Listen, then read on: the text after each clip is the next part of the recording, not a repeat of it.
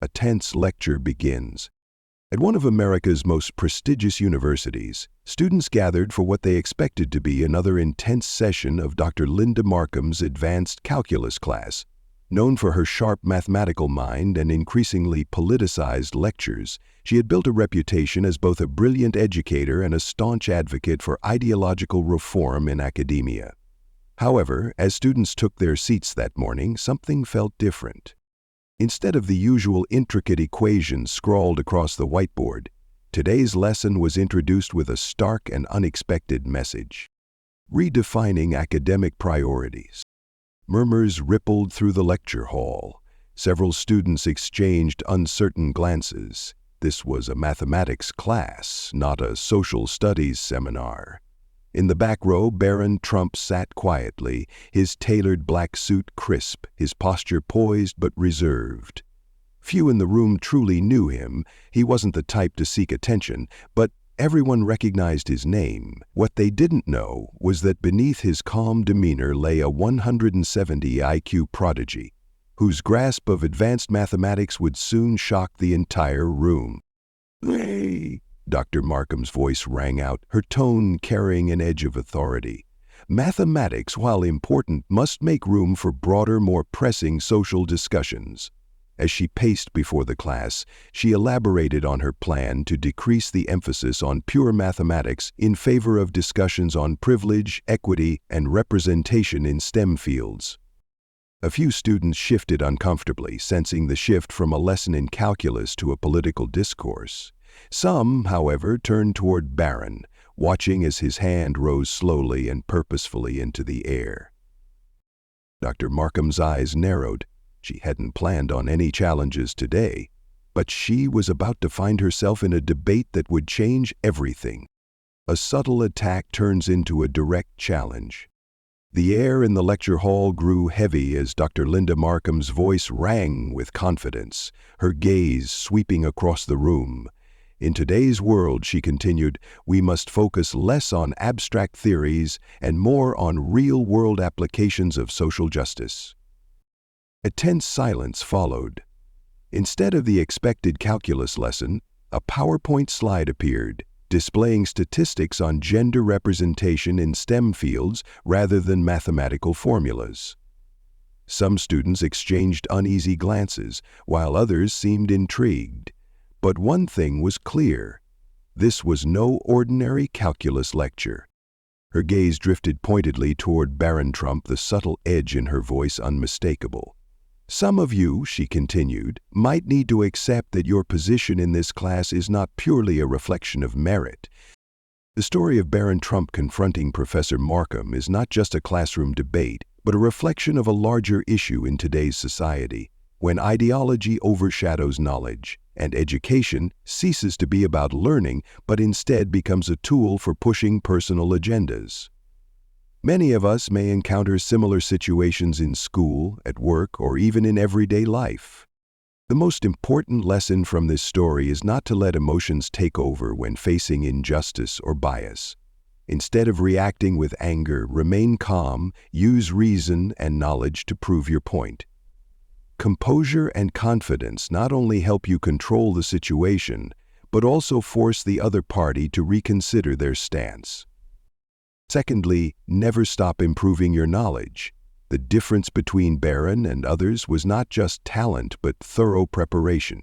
In life, when you are well-informed and capable, no one can easily deny your value. Finally, always maintain respect.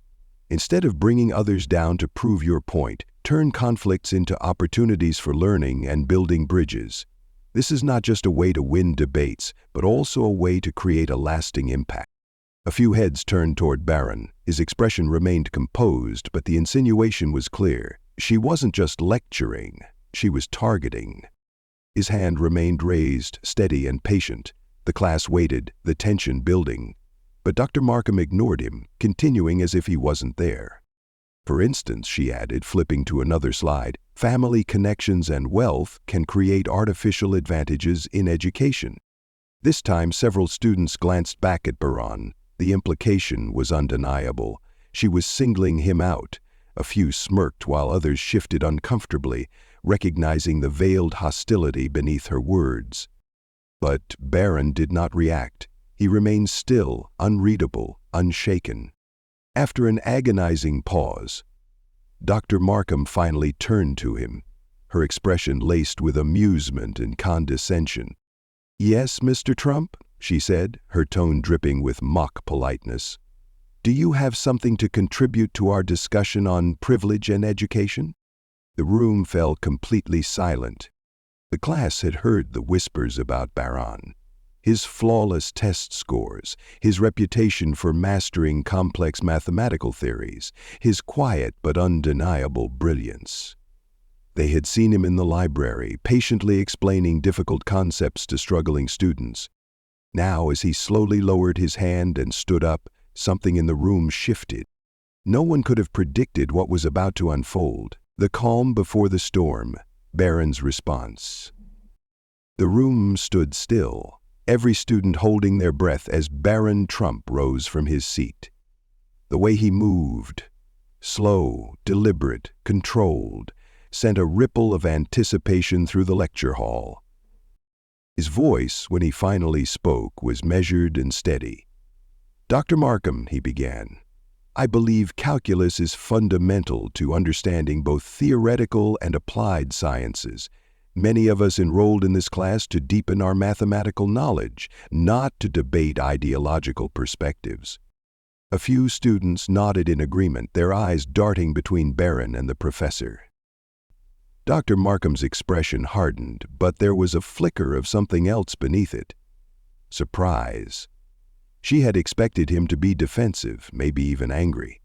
Instead, he was calm, composed, and disturbingly logical. "Wouldn't reducing the core curriculum disadvantage all students?" Barron continued, regardless of their background. Murmurs spread through the room. Some students leaned forward, intrigued. But Dr. Markham wasn't about to lose control. Her lips curled into a knowing smirk, her next words laced with mockery.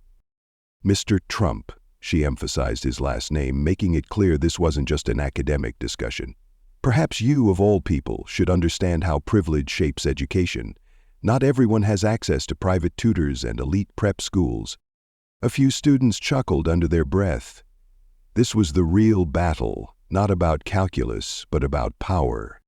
But Barron didn't flinch. Instead, he did something that caught everyone off guard. He smiled. "You're right about one thing, Professor," he said smoothly. "I have been fortunate in my education. That's exactly why I believe we have a responsibility to maintain high academic standards, so that everyone, no matter their background, has the opportunity to reach their full potential." The classroom fell silent. Dr. Markham's face flushed, her smirk faltering for the first time. She had expected defensiveness, arrogance, maybe even anger. But Barron had flipped the script, turning her own argument against her without so much as raising his voice. And for the first time, a new realization dawned on her. She was no longer in control of this conversation. Her grip on the lecture was slipping, and Barron Trump was just getting started. Dr. Markham's lips pressed into a thin line, her composure slipping ever so slightly. The class, once merely passive observers, were now leaning forward, caught in the growing tension between Barron and their professor. Her voice, though still confident, held an undeniable edge of frustration. "And you think you know better than your professor about maintaining academic standards?" The sarcasm in her tone was unmistakable. Barron remained unmoved. His posture, his expression, his entire demeanor radiated calm control. "I'm not claiming to be an expert, Professor. I'm just a student who loves mathematics and believes in its power to transcend politics." He turned, gesturing toward the whiteboard, which, until now, remained conspicuously empty of any actual math. His next words landed like a challenge of their own. "Instead of debating privilege, wouldn't our time be better spent solving real problems? After all, isn't that what this class was supposed to be about?" The room tensed. A few students exchanged wide-eyed glances, silently acknowledging the sheer audacity of his statement. Dr. Markham, unwilling to back down, strode to the board. If Barron wanted to talk about real problems, she would give him one. With deliberate, forceful strokes, she began to write. The equation grew more complex with each line, multivariable calculus, series expansions, and intricate integration techniques that even some graduate students would struggle with. A few students gasped. Dr. Markham stepped back, marker still in hand, her smirk returning. "Since you're so passionate about mathematics," she said smoothly, "why don't you show us how it's done? Unless, of course, you'd prefer to discuss your privileged background instead." A low murmur rippled through the class. Everyone knew what was happening. This wasn't an ordinary math problem. This was a public test, a trap designed to humiliate Barron in front of his peers. For a moment there was silence. Then Barron rose from his seat. No hesitation, no fear, just quiet confidence. He walked to the front of the room, his movements smooth, unhurried. He took the marker from Dr. Markham's outstretched hand, his fingers brushing against it as if accepting a duel. The class held its breath, and then Barron Trump began to write. A hushed silence fell over the classroom as Barron Trump stood before the board, marker in hand. The trap had been set.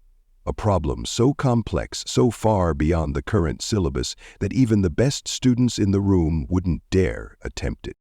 But Barron didn't hesitate. He examined the equation, his eyes scanning each line with the ease of someone reading a familiar passage from a book. Then, with deliberate precision, he made his first mark. "Before I begin," Barron said, his voice even and unshaken, "I notice that this equation has multiple possible solutions. Would you prefer I use the standard method, or should I demonstrate a more efficient approach, inspired by Leibniz's original notes?" A visible jolt ran through Dr. Markham. She hadn't expected that. "You've read Leibniz's original papers?" she asked, her smirk fading. "In German," Barron replied simply. The translations failed to capture the elegance of his approach. The classroom was no longer just watching, they were riveted. Students leaned forward in their seats, phones discreetly recording. Then Barron began to write. His hand moved with precise, practiced ease, breaking the problem down into steps so elegant, so seamless, that even those who struggled with calculus could follow along. He explained as he solved, turning what had been intended as a public humiliation into an impromptu masterclass. Dr. Markham's confidence wavered as she followed each step. She had expected him to falter, to struggle. Instead, she was witnessing a display of pure mathematical brilliance. By the time Barron reached the final solution, the room was breathless. And then he turned to Dr. Markham with a polite smile. "Would you like me to demonstrate the alternate solution as well, Professor?" Dr. Markham stood frozen, her usual air of authority shaken. The equation she had so confidently wielded as a weapon had instead become a stage for Barron Trump's brilliance. The students, who had initially expected a spectacle of humiliation, were now captivated by an unexpected display of mastery. Barron, ever composed, stepped back from the board, allowing the class a moment to absorb what had just happened. "Perhaps, Professor," he said, his tone respectful but unyielding, "you would prefer to show us your method first. After all, as you mentioned earlier, knowledge, not privilege, should determine one's place in academia." A tense silence filled the room. Dr. Markham gripped the marker tightly, her knuckles turning white. She had spent years dominating the classroom, ensuring that her authority was never questioned. But now, before her students, her colleagues, and even the recording phones, she had been outmaneuvered in the very subject she was meant to teach. The dean, who had remained a silent observer, cleared his throat. "Professor Markham," he said carefully, "perhaps it would be beneficial for the class if you demonstrated the solution yourself." For the first time, Dr. Markham looked uncertain. Her eyes flickered between the board, Barron, and the expectant gazes of her students. She had been given a chance to reclaim control. But at what cost? Barron waited, marker in hand, offering her an escape, a moment of collaboration instead of confrontation. But pride is a powerful thing. With a frustrated sigh, Dr. Markham slammed the marker onto the desk. "This is ridiculous," she snapped. "This isn't about mathematics. This is about a privileged student trying to undermine my authority." A murmur rippled through the class. The shift in power was now undeniable. Dr. Markham's words hung in the air, heavy with frustration. The classroom, once a place where her authority reigned unquestioned, was now a battleground of intellect and integrity. Barron Trump remained unshaken. He bent down, picked up the marker she had thrown aside, and turned back to the board. "Then let's take a step forward," he said, his voice calm but firm. With a few swift strokes, Barron completed the equation, not just using the standard approach, but also demonstrating a more efficient, elegant solution. His writing was precise, his explanations clear, turning what had once seemed insurmountable into something beautifully logical. The classroom was silent, not out of discomfort, but out of awe. Even students who had struggled with calculus now found themselves following his reasoning, understanding concepts they once found impossible. A moment later, applause erupted, not hesitant, not forced, but genuine. Some students stood, others grabbed their phones, capturing a moment that was quickly becoming legendary. Dr. Markham's face paled. The carefully crafted power structure she had relied on was collapsing before her eyes. But before she could react, another voice spoke up. "Professor," Sarah Chen, a normally reserved student, said hesitantly, "this is the first time I've actually understood this chapter. Can we see more?" The request cut deeper than any argument. It wasn't about privilege, authority, or ideology anymore. It was about learning. And in that moment, Dr. Markham had to make a choice: cling to her pride or embrace the opportunity before her. Dr. Markham stood at a crossroads. The air in the classroom was charged, not with defiance, but with possibility. The students weren't rallying against her, they were reaching out, asking to learn. She hesitated. Her pride and years of intellectual dominance clashed with a stark reality. Barron Trump had just proven himself in front of everyone. Not as an agitator, not as a privileged student flaunting wealth, but as a genuine scholar, a teacher in his own right. The dean, still lingering by the door, cleared his throat, sensing that the situation was slipping beyond control. "Dr. Markham," he said cautiously, trying to steer the moment. But before he could, Barron did something unexpected. He handed the marker back to Dr. Markham. "Perhaps, Professor," he said with sincerity, "we could solve the next one together. A discussion rather than a challenge." A murmur rippled through the classroom. This wasn't about embarrassing her, it was about restoring what truly mattered: education. Dr. Markham swallowed hard. Her hands trembled slightly as she took the marker, her fingers brushing against the board where Barron's solution stood unchallenged. For the first time in her career, she was faced with an undeniable truth. Knowledge was not about power, it was about growth. A slow breath, a moment of introspection. And then, finally, she nodded. "All right," she said, voice softer now. "Let's continue." The class leaned in, ready to witness something even greater than a debate. They were about to see a teacher and a student become something more, collaborators in the pursuit of truth.